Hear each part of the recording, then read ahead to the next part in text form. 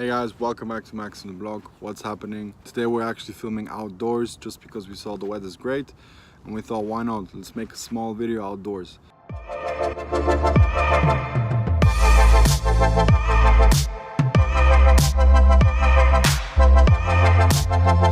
So guys, in today's video we're gonna simply go over what is blockchain technology, what can it do for us, what's the potential, and how can I understand it best.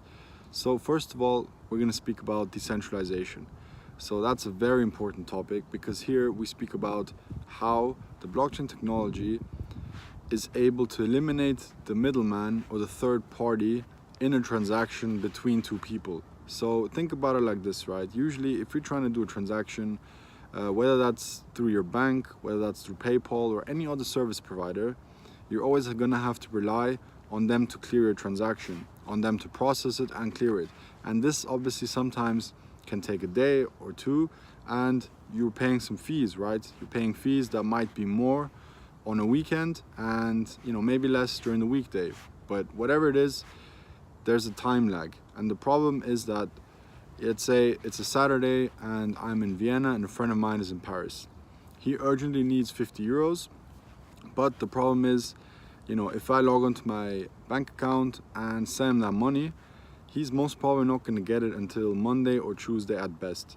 And the problem is because the banks have opening hours and the general third-party service providers, they're all going to have someone in the back end to clear that transaction. Now imagine we cut that out. Imagine I'm able to send a friend of mine in need money without having to rely on that.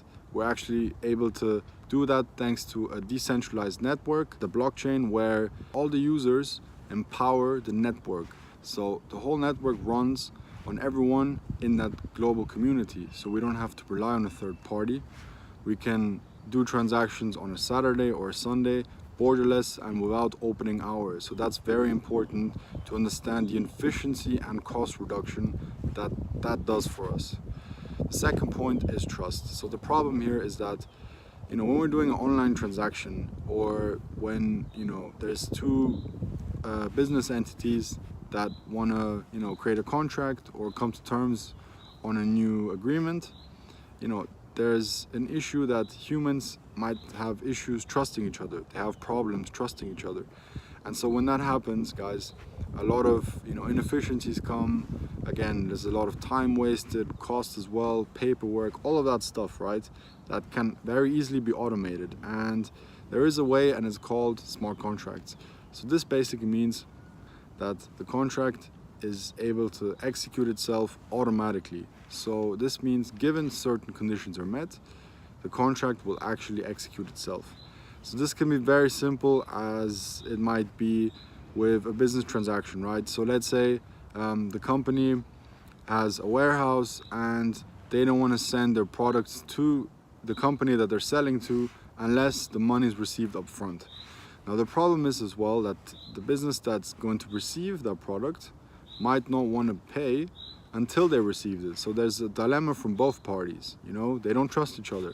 And there's one way to implement a smart contract here where, let's say the buyer, he sends the full amount to the company, but at the same time, that product that the company has is held in a storage which is controlled by a digital code given to you by a blockchain-powered network.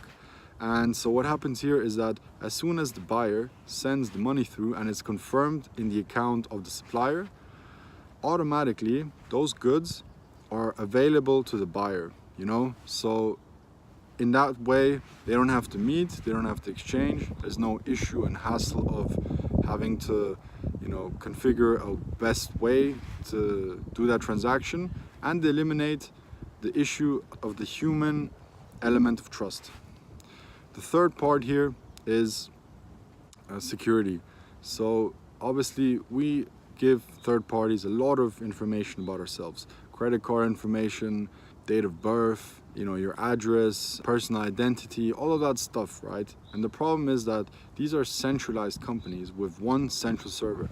And this means they're always exposed to a security hack. And when this happens, all the data is breached. And this means now automatically all your information is compromised. And once that information is compromised, you can't reverse that. So your data is in the hands of someone else, and someone else that you don't trust. And you know, we've seen this with Facebook, the data breach, MyHeritage DNA, and a lot of other hacks that are inevitable just because there's one central location where everything is stored.